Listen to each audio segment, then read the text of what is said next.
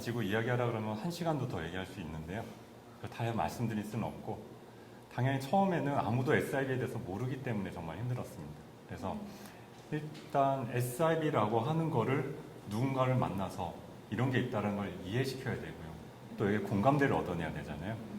제일 먼저 공무원들 또 정부를 설득할 때 SIB라는 것도 모를 뿐더러 좀 복잡한 개념일 뿐더러 또 이거에 대해서 필요성 자체도 인지하지 못하는 상황에서 이거를 할 수 있도록 만들기까지 굉장히 어려웠습니다. 그래서 뭐 정부만 만난 게 아니라 조례가 없어서 시의회도 찾아갔었고요. 그 위에 민간 파트너들도 필요해서 뭐 투자자도 만나야 됐고, 이 모든 과정들이 우리나라의 기반과 지식이 없는 상태에서 시작을 했기 때문에 그냥 맨 땅에서 다 일을 했던 것 같았습니다. 사회성과 보상 사업이 시작되는 가장 큰 그 지방자치단체에 있어가지고 첫 걸음은 조례를 만드는 거였어요. 근데 그때 곽 대표도 굉장히 많이 또 고생하셨고 저도 옆에서 많이 도왔는데 그때 보니까 이제 문제가 여기 사회성과 보상 사업 조례를 만드는 이 기본적 취지는 전부 다 동의하십니다.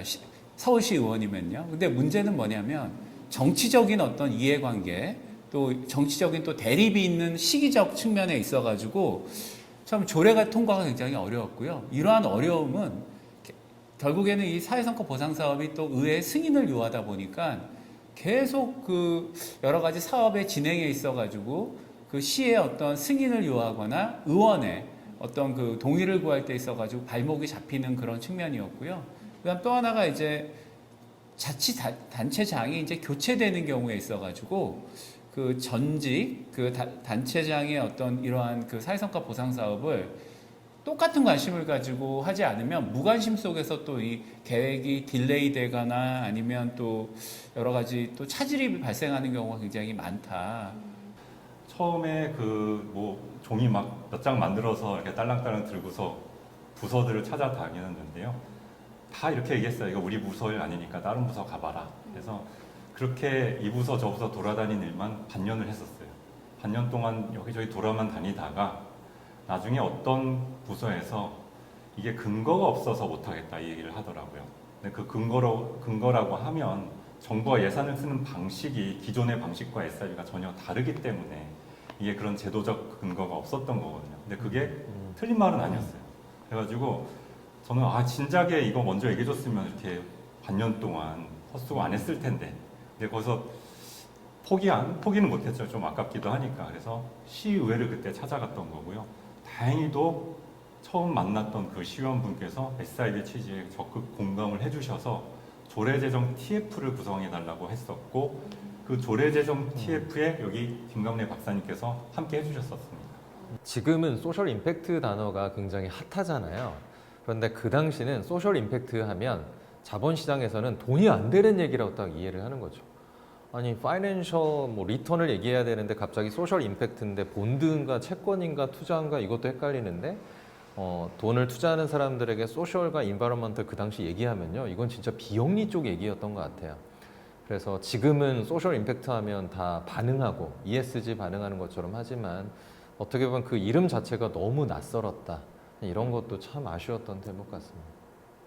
우리 회계의 원칙은 일단 회계연도 독립의 원칙이라 그래서 매년 회계연도 1년 단위를 가지고 예산 집행이 되게 됩니다. 하지만 사회성과 보상 사업은 3년에서 한 5년 정도 장기 프로젝트이거든요. 이 장기 프로젝트에 대해서 매년 그 프로젝트에 대한 예산을 집행하는 건 민간 부분이에요. 이게 성공하게 되면 한꺼번에 공공 부분에서 그 사회성과를 평가해서 이제 보상을 하게 되는 이러한 구조이기 때문에 이러한 그 회계연도 독립의 원칙이나 여러 가지 기타 관련된 그 예산 공공예산 집행의 원칙에 대한 예외 규정을 계속 찾아다니고 또 거기에 대해서 의원들을 설득하는 과정이 좀 쉽지 않은 작업이었죠. 저는 그 두 가지가 기억나요. 저희 연구위원님 또 대표님 저 예전에 사회적 금융 포럼인가? 저 여의도에서 정말 많은 분들 모여서 SIB가 뭐냐 발제하고 토론하고 했던 그런 포럼하고 공론화 과정을 정말 많이 거친 것 같아요. 대부분의 새로운 아이디어가 누군 얼리 아답터에게 이렇게 채용이 되기 위해서는 다양한 사람들이 하는 포럼, 공론화들이 있었는데 아마 그 자리에 다 계셨던 저희 2년이 그렇게 많이 시작된 것 같고 또 저희 회사도 그 기억이 나는 거가 서울시에서 조례를 통과하려다 한번 부결됐잖아요. 놀랍게도 정말 충격적인 사업이 무결됐어요. 부결됐죠. 그때 저희 회사 그때 당시 대표님이 그 의회 찾아가가지고 이게 정말 좋은 그 사업이다를 저희 대표 그 금융권 회장을 하셨던 역임했던 금융의 관점에서 이렇게 좋은 상품인데 이게 왜 어려움이 있는 게 아니다 그렇게 설명했던 기억이 나는데 정말 그런 공론화가 시간은 걸리더라도 소통하고 이해시키고 합의하는 과정이 정말 중요했던 것 같네요. 물론 아직도 많이 부족합니다. 왜냐하면 지금 SIB의 인지도를 얘기하면 당시에는 아예 무였고요. 지금은 그냥 약간 있는 정도거든요. 그래서 앞으로 해결해야 될 과제들이 많고 그러니까 SIB는 임팩트 투자에서 하나의 흐름이라고 보는데요. 그러니까 투자자가 고민을 많이 합니다. 투자한 다음에 성과, 임팩트를 나오게 하도록 노력하는데 이게 사실은 너무나 어려워요. 근데 SIB는 처음부터 기획자가 다 준비를 합니다. 이 투자만 하시면 이러한 성과들이 있다는 것을 명확하게 먼저 보여주시는 상품이기 때문에 진짜 명확한 임팩트 투자자 관점에서는 안 할 이유가 명확하게 없는 것 같아요. 물론 그 주제가 나에게 좀 그 우선순위 주제인가 아닌가의 여부가 있겠지만 그래서 일반적으로 투자한 다음에 성과를 낼 건가 아니면 성과를 명확하게 확인한 다음에 거기에 대해 자본을 넣을 건지의 관점에서 보면 저희가 투자가 안 해야 될 이유가 없다고 생각하고요. 두 번째는 임팩트 투자도 다양한 스펙트럼 포트폴리오 때문에 다양한 투자를 분산해야 됩니다. 그래서 SIB는 어떻게 보면 굉장히 독특한 임팩트 투자 중에서도 대체 투자가 될 수 있고 하지만 굉장히 명확한 수익률을 확보할 수가 있기 때문에 투자자 입장에서 보는 어떤 수익률의 어떤 포트폴리오 효과도 저는 가능하지 않나 생각합니다. 저 1호가 마무리되고 투자 원금하고 수익이 최대치로 왔거든요. 그래서 저희 또 부여에서 하고 계시는 그 치매 조기 인지를 할 수 있는 그런 프로젝트에 저희가 또 일부 다시 재투자를 좀 들어가게 됐고요. 사회에 있는 다양한 문제들을 투자할 때 있어서 벤처라고 하는 스타트업에게 투자하는 방법도 의미가 있는데 그것의 단점은 그 문제를 하나의 특정한 스타트업이 성공한다고 문제가 꼭 해결되는 아니라는 거죠. 어떻게 보면 그 문제를 잘 푸는 거는 꼭 스타트업뿐만 아니라 공공기관, 재단, 법인, 사단법인, 비영리까지 함께 협업해야 되는데 그런 곳에 투자를 할 수 있는 유일한 방법은 SIB밖에 없거든요. 왜냐하면 저희가 비영리법이나 이런 것은 투자자가 투자를 할 수 없으니까 그래서 그런 문제를 해결로 하는 곳에는 임팩트 투자자들이 SIB를 통해서 투자할 수 있는 정말 저는 좋은 기회라고 생각합니다. 네, 투자자 반응은 양극단이었던 것 같아요. 그 결론적으로 저희 1호 들어왔던 한 곳은 이런 수익률이 어떻게 가능할까? 그냥 5분 만에 그 외국계 증권회사 대표님이셨는데 5분 만에 이렇게 수익률이 좋은데 안 들어가는 게 이상하다. 그런데 이게 이상할 만큼 궁금하다는 거죠. 그래서 그렇게 너무 좋아했던 분이 있었고요. 또 한쪽은 정부가 함께하는 거에 대해서 투자자들이 좋은 것도 있고 개런티도 되고 명분도 있는데 껄끄러운 것도 좀 느끼시는 것 같아요. 투자자들에게 양극단 정도 스펙트럼을 저는 다 경험했던 것 같습니다. 어떤 얘기를 들었냐면 의외로 민간 쪽에서 성과를 확인하는 거에 대해서 굉장히 부정적으로 언급하는 분들이 일부 계셨었어요, 당시에. 다행히도 지금은 그런 목소리는 많이 줄어들었는데요. 당시는 그거에 대해서 굉장히 불만을 표출하는 사람들이 있었는데 오해 때문이에요, 오해. 뭐냐면 성과를 확인한다 이러니까 마치 자신들을 평가하고 실패를 찾아내고 책임을 지우는 것처럼 여겼던 것 같아요. 근데 SIB에 있어서의 성과 측정은 전혀 그런 게 아니거든요. SIB는 성과 측정을 통해서 그 결과를 객관적으로 증명하고 그리고 공정하게 성과 보상을 하기 위해서 하는 거거든요. 이렇게 함으로써 SIB란 시스템이 작동이 가능한 거죠. 또한 그런 올바른 지표가 존재하면 그에 맞는 올바른 프로그램을 만들 수 있는 거거든요. 처음엔 그런 오해들이 많았다가 그래도 이제 조금 시간이 지나면서 그런 오해들이 많이 해소가 됐고요. 또 다른 거는 아까 언급을 많이 했지만 그냥 무조건 SIB는 우리나라에서 안 된다 막 이렇게 얘기한 분들 많긴 했어요. 구체적으로 어떤 오해인지는 모르겠는데 우리나라에서는 이게 될 시스템이 아니고 심지어는 이제 해외에서도 이건 곧 없어질 거다. 이 복잡해서 이건 안 될 거다. 이렇게 얘기한 분들도 상당히 많았는데 그거는 제가 뭐 반론할 필요가 없어요. 왜냐하면 시간이 지났는데 이제 우리나라에서도 SIB가 성공적으로 도입이 됐고 후속 정책들도 느리지만 계속 나오고 있고요. 전 세계 SIB를 도입한 국가들이 굉장히 많아졌어요. 그러니까 그 말이 틀렸다는 거는 증명이 됐죠. 솔직히 저희가 보험 상품 혹시 보험 드실 때 뭐 약관 같은 거 다 처음부터 끝까지 다 읽고 혹시 하시죠, 박사님은? 예? 그쵸. 사실 그쵸. 그래서 저 중요한 단어인데요. SIB가 이해가 안 됐다는 분들은 어떻게 보면 투자가 어려운데 사실 이유를 말하기 어려우니까 그렇게 되고요. 저희는 그 보험사나 보험 설계사를 믿고 사실 많이 듣잖아요. 명동 카페에서 저는 아직도 기억나요. 대표님이 찾아오셔서 명동의 어떤 카페에서 SIB 얘기를 하시는데 사실 그 내용 다 이해는 안 되는데 스피커가 누구냐, 이거 얘기하는 설계자가 누구냐, 이 사람 보고 사실 저는 보험을 드는 것처럼 그런 부분이 더 중요하지 않을까 생각합니다. 굉장히 칭찬을 해주신 거네요. 근데 명동 카페 기억나시죠? 기억나죠? 차 한잔 하면서 그 무거운 주제를 커피 한잔 하면서 설명해 주시는데 그렇구나. 근데 설득하기 쉬운 사람 중에 하나인데 그게 쉽다라기가 너무 뭐냐면요. 많이 들었어요. 뭐냐면 본인이 네. 동의한 거에 대해서 이렇게 망설임 없이 결정을 하시더라고요. 그래서 그런 점에서 굉장히 도움을 많이 받았고 고마웠었습니다. 구조적으로 오해가 불가능합니다. 참고로 저는 그 서울시에 있어가지고는 또 사회성과보상위원회 거기 또 위원도 하고 위원장도 해보고 했지만 제가 뭐 특정인에 대해서 페이버를 줄 수 있는 구조가 아니에요. 첫 번째가 그 위원회 구성 자체가 지금 사회성과보상위원회는 서울시 말고 다른 지자체들도 굉장히 다양성을 갖고 견제와 균형이 있게끔 했습니다. 거기에 또 시의원들도 다 참여하고 있고요. 그 다음에 그렇다 그러면 제가 페이버를 준다 그러면 평가 부분에 있어 뭔가를 거들어야 되는데요. 독립적인 평가 기관에 용역을 줍니다. 용역은 또 공개 입찰을 하기 때문에 뭐 특정인들이 친하다고 해가지고 이제 또 뭔가 페이버를 줄 수 있는 이런 구조 자체가 설계 단계부터 불가능하다고 봅니다. 일단 이게 SIB를 설계할 때 그때가 굉장히 중요한데요. 기본적으로 SIB에는 다양한 이해관계자가 들어오잖아요. 근데 설계가 잘못되면은 그 이해관계자 구성이 불가능합니다. 저희가 지금 기획 설계를 많이 하는데 기본적으로 이렇게 쉽게 설명을 해볼게요. 사업을 기획하는데 난이도를 매우 낮춰서 투자자가 쉽게 수익을 만들 수 있도록 기획을 했다 그러면 당연히 지자체의 심의위를 통과하기도 어렵고요. 그 사업 부서에서도 당연히 그걸 거부할 거고요. 의회 통과도 어렵습니다. 이게 단계가 굉장히 많아요. 지자체 입장에서는 일단 집행부의 동의를 얻어야 되고 심의위 의결 받아야 되고 의회 의결까지 받아야 되는데요. 그렇게 만들 수가 없고요.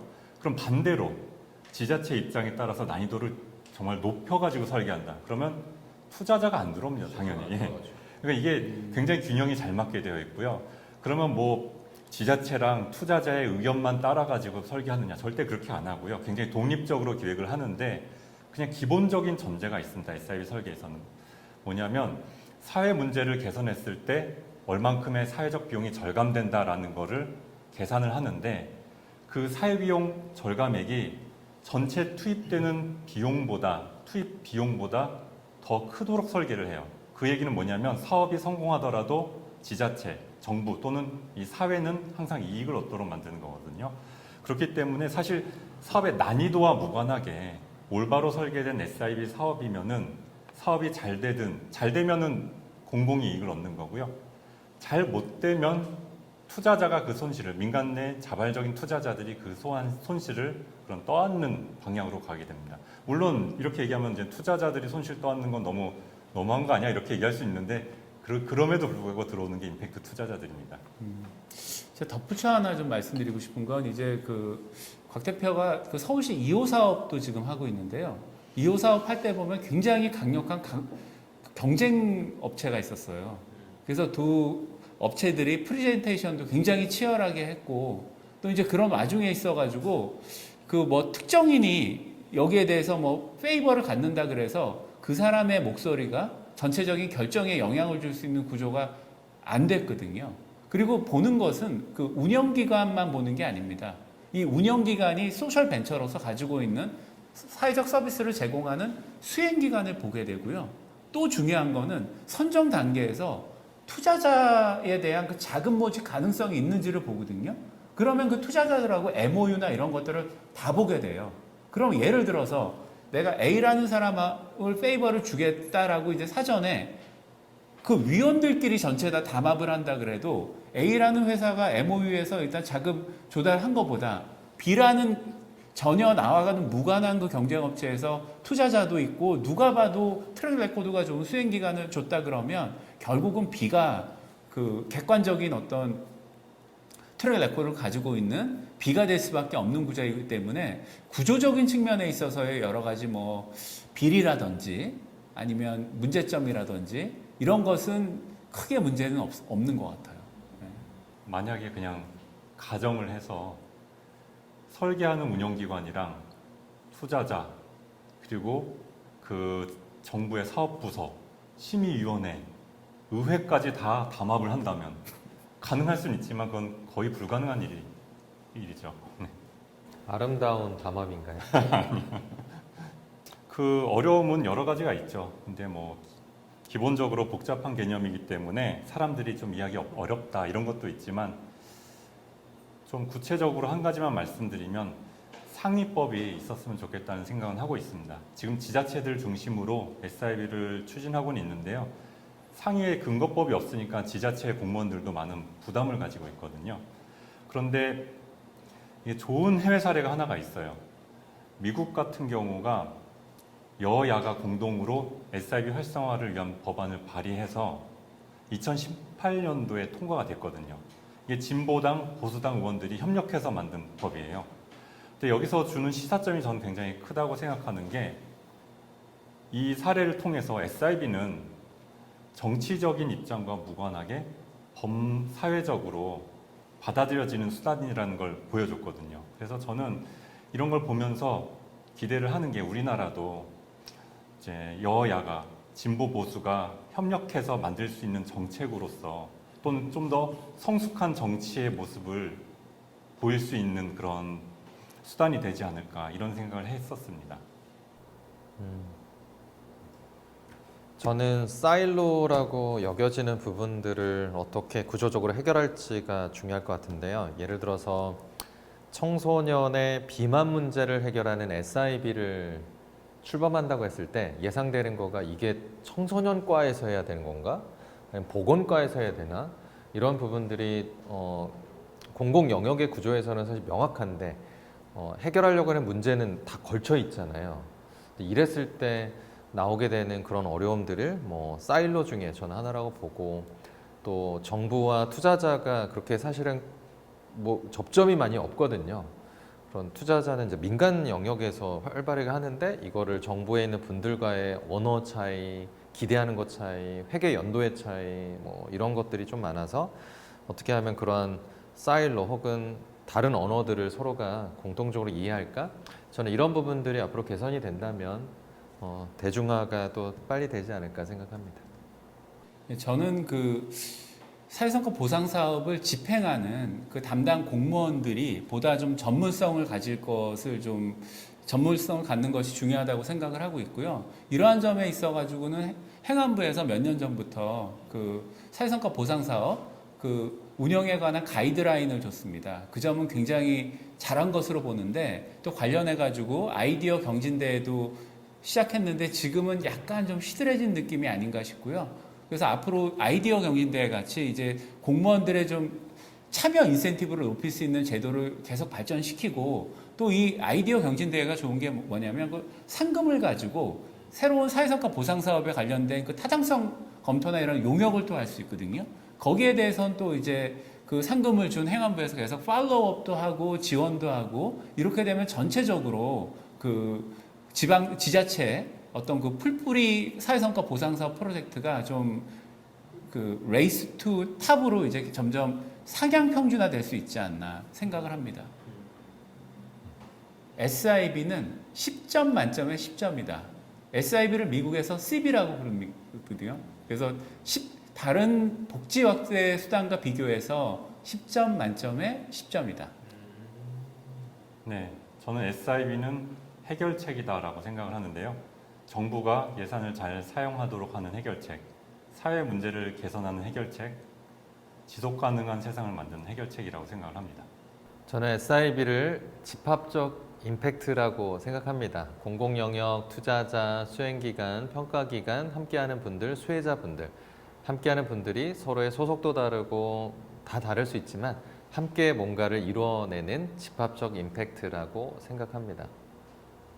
이렇게 얘기를 한번 정리해 보니까 색다르고 와 시간도 많이 지났는데 보람도 더 느껴지네요. 예, 또 얘기를 해보니까 또 앞으로 또 어떤 일을 해야 될지도 조금씩 클리어해지는 것 같습니다. 그것 좀 해보세요. SIB의 역사 책 한번 쓰시면 한국 국내 도입의 역사.